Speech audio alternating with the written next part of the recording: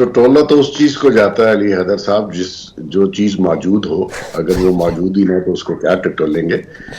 دیکھیں یہ ہمارا ایک پارلیمانی سسٹم جو رائج ہے نیچرلی، اس میں کوئی شک نہیں ہے کہ وہ ڈیلیور نہیں کر رہا، اور اس کے کوئی فائدے نہ ریاست کو ہیں نہ عوام کو ہیں. اس میں آپ کو بہت سوچ سمجھ کے چینجز لانی پڑیں گی، تبھی آپ کا ملک آگے جا سکتا ہے.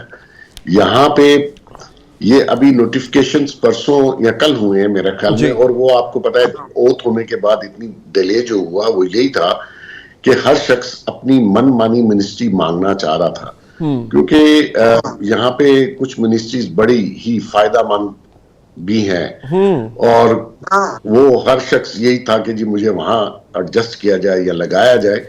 تو وہ ڈیلے ہوا 3-4 دن، اور مجھے پتا ہے کہ وہاں پہ پرائم منسٹر ہاؤس پہ کس قسم کا دباؤ پولیٹیکلی بھی اور ادروائز بھی تھا نوٹیفکیشن جاری کرنے سے پہلے.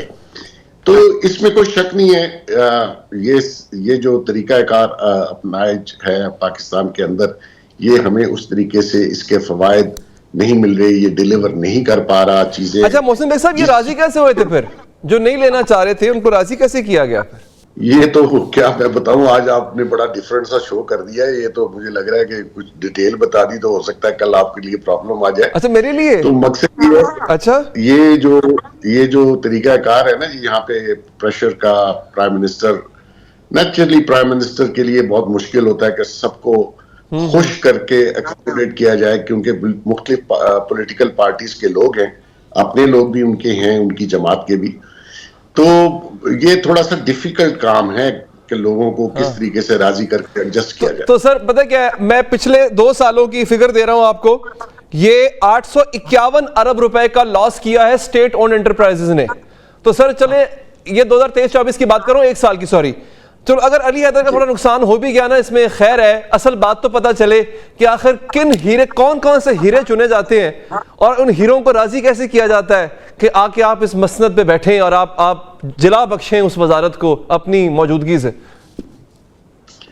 دیکھیں بیسیکلی پرابلم آئی، یہ تھوڑا سا پیچھے چلے جائیں. ذوالفقار علی بھٹو صاحب نے جب نیشنلائز کیا انڈسٹریز کو، تو وہاں سے یہ پرابلم آئی، کیونکہ کسی دنیا میں کوئی ریاست جو ہے وہ بزنس نہیں کرتی، بزنس پرائیویٹ لوگ کرتے ہیں. جب آپ نے نیشنلائز کر دیا، گورنمنٹ کے لوگوں نے اس کو چلانے کی کوشش کی، وہ بٹھا بیٹھ گیا. اور جو لوگ اس وقت انڈسٹریلسٹ تھے، آج آپ نے 22 فیملیز کا نام سنا ہوگا، آپ نے بڑی بڑی پیکو ہے، یہ جتنی انڈسٹریز تھیں، وہ لوگ بچارے کہاں گئے؟ وہ اپنا یہ ملک چھوڑ کر وہ ان کو دیار غیر میں کہیں جا کے انہوں نے اپنا چھوٹا موٹا بزنس کیا. اگر انڈسٹری اس وقت نیشنلائز نہ ہوتی تو آج بہت بہت بڑی انڈسٹری، جس سپیڈ سے پرائیویٹ سیکٹر میں انڈسٹری لگ رہی تھی وہ لگتی. اب جتنی انڈسٹریز آپ نے سرکار کے کھاتے میں لا کے چلانے کی کوشش کی، ایک بیوروکریٹ کا کوئی ایکسپیرینس نہیں ہوتا کہ وہ بزنس کیسے رن کرے گا، کیونکہ اس کی ٹریننگ ہی ڈیفرنٹ ہے. تو اس وجہ سے آج تک آپ نے پرائیویٹائز کرنے کے لیے بھی جو پالیسی بنائی وہ بھی ناکام ہے. اور وہ آپ کے ہر سال آپ کو جتنی جلدی ہو یہ پرائیویٹائز کرنی چاہیے تھی، لیکن یہ سم پولیٹیکل، سم یونین جو ہیں ورکرز یونین، ان کا اتنا بڑا پریشر ہے. پھر کچھ پولیٹیکل لوگ ووٹ اور نو ووٹ کے چکر میں آ کے وہ پرائیویٹائز نہیں ہونے دیتے. تو اس میں لاس در لاس در لاس. آپ دیکھیے کہ ایک سپریم کورٹ کے چیف جسٹس صاحب نے سٹیل مل کی پرائیویٹائزیشن رکوا دی، اور وہ آج تک گلے پڑی ہوئی ہے. تو مقصد یہ ہے کہ یہاں پہ کوئی نظام نہیں ہے. کسی میں عدلیہ ایسا فیصلہ دے دیتی ہے اور کسی میں پولیٹیکل ڈیسیژن ایسا کر دیا جاتا ہے کہ وہ ریاست کو اتنا بڑا نقصان، اور وہ جو قیمت آپ بتا رہے ہیں، جو لاسز ہوئے ہیں، وہ آپ اور میں پے کر رہے ہیں، وہ ہمارے پیسے تھے. تو مقصد یہ ہے کہ آپ کو ونس فار آل، ریاست کا کوئی کام نہیں ہے کہ وہ ادارے چلائے، انڈسٹری چلائے یا کوئی کاروبار کرے. تو یہ اس سے تو جتنی جلدی ہو، آئی ہوپ کہ ابھی انہوں نے کوئی صاحب لگائے ہیں پرائیویٹائزیشن میں، وہ پی آئی اے ہے یا اسٹیل مل ہے یا کچھ اور سوچا. تو یہ اس سے تو فوری طور پر اس کو پرائیویٹائز کرنا چاہیے. اور وہ بھی میں سمجھتا ہوں کہ تھرو اوے پرائز نہیں ہونی چاہیے. اس میں بہت نقصان ہوا، بہت وقت ضائع کر دیا گیا. آج جب سے اسٹیل مل بند پڑی ہے سیلریز جا رہی ہیں, اور اسٹیل کی جو امپورٹ ہے وہ بہت بڑی امپورٹ ہے, وہ اس میں ہمارا بہت زر مبادلہ جاتا ہے. سر ویسے یہ ادارے سونپ دینے چاہیے ان اداروں کو جو آلریڈی بہت اچھا ادارہ چلا رہے ہوتے ہیں, یہ بھی تو ہو سکتا ہے سر.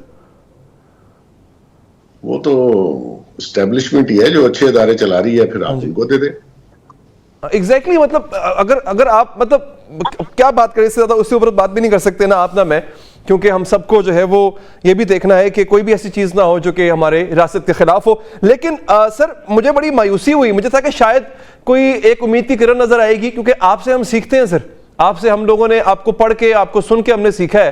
اور اگر آپ کو بھی یہی لگ رہا ہے کہ اوپر جو بیٹھے ہیں وہ بس ایسے ہیں کہ بندر بانڈ چلے گی اور ایسے ہی کام چلتا رہے گا, تو پھر ہمارے لیے تو یہ مایوسی ہی ہے. سر بہت شکریہ آپ کا محسن بیگ صاحب.